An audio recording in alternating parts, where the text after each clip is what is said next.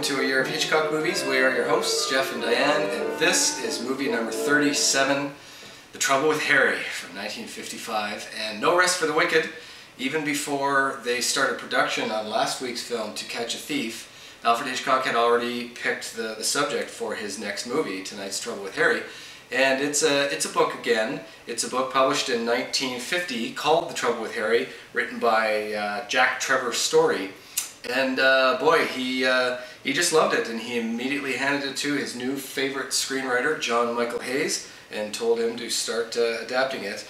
John Michael Hayes, we're right in the middle of his heyday, if you will. He does the screenplay to 4 Hitchcock movies in a row. This is number 3.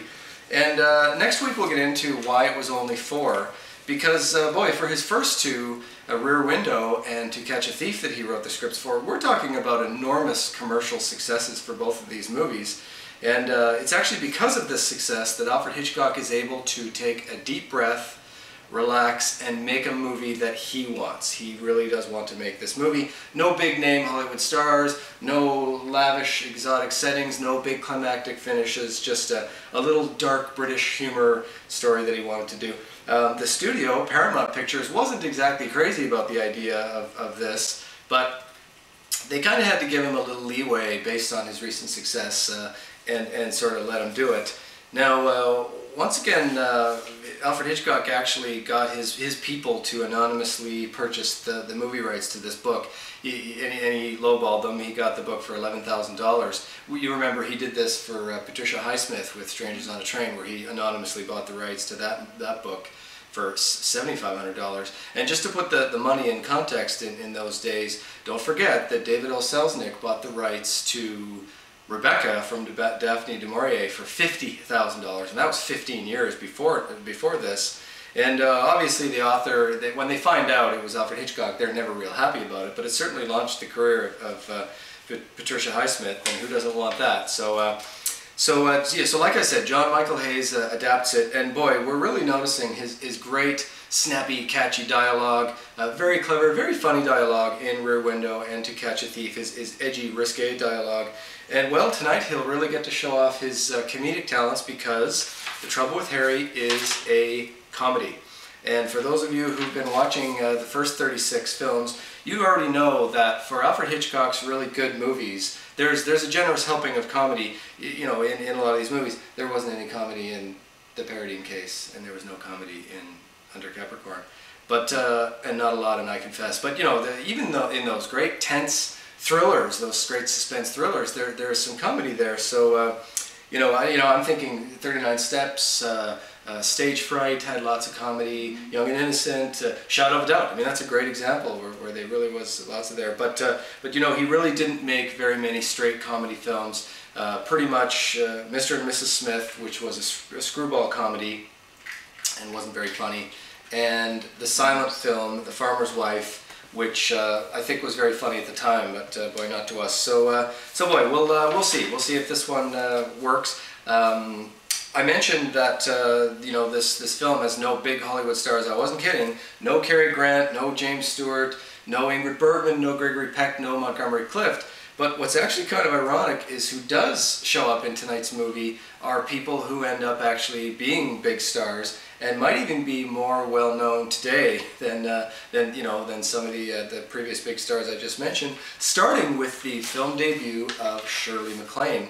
This is her first film. She was at the time she was an understudy on Broadway, and it just so happened that she went on one night, and one of the fellows who was in charge of casting for The Trouble with Harry happened to see her, thought she was great, and set up a meeting with Hitchcock, and they hired her pretty much immediately for tonight's movie. She was 20 years old. She goes on to be in some great movies. 1960s movie The Apartment with Jack Lemmon. Eventually she'll win an Oscar. She was nominated a number of times without winning, but finally she'll win it for Best Actress. 1983's Terms of Endearment. She's also in Peter Sellers' last film, Being There, which is excellent. But this is her first film. Also in tonight's film is John Forsythe, and boy, this is also pretty much his first starring role. And yep, that's what the guy from Dynasty, Blake Carrington, looks like when he's young.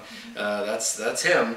And plus, as you might know, John Forsythe was the voice of Charlie who would talk to his angels in Charlie's Angels in that run from 1976 to 1981. You never saw his face though, which is very interesting. Also in this, Jerry Mathers, who plays a little kid. Well, he is a little kid. He plays Shirley MacLaine's character's little boy.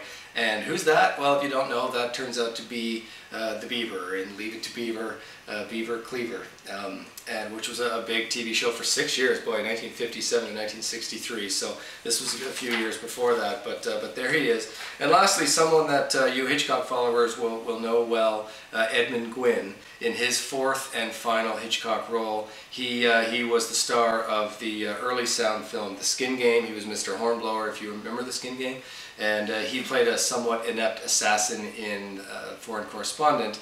He was also in Waltzes from Vienna. We skipped that one because it isn't readily available on DVD to date. So this is it. And of course his most famous role was Kris Kringle, Santa Claus in A Miracle on 34th Street, which he won an Oscar for. So good, that's who's in it.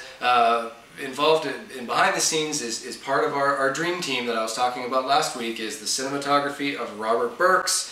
He does 1 million Hitchcock movies in a row, fresh off his Oscar win for To Catch a Thief, because it's just a beautiful film.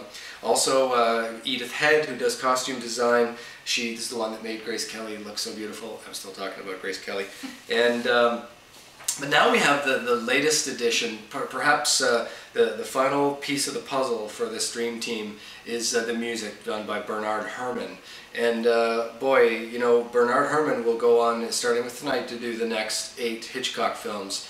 And you know, like I say, he's a big piece of the puzzle to do with this long stretch where Hitchcock could do no wrong, this decade-long, the golden era, if you will. And boy, there's a reason for it.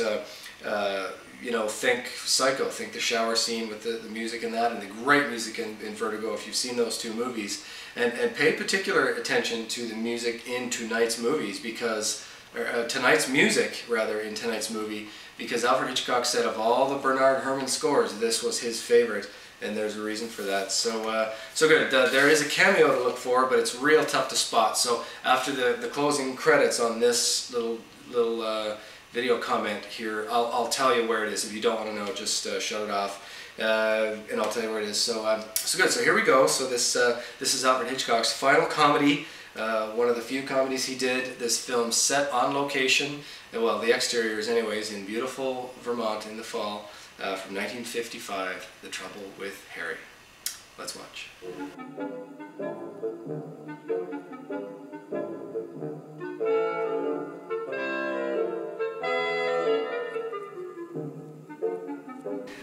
Okay, so yeah, this is the part where I tell you where the cameo is, so if you don't want to know, just shut it off. And so it is at 22 minutes and 14 seconds, and there's a rich man who pulls up to look at some paintings, and Alfred Hitchcock walks this way behind a limousine, and there he is. So there's your cameo. So good, enjoy it, and we'll see you after the movie.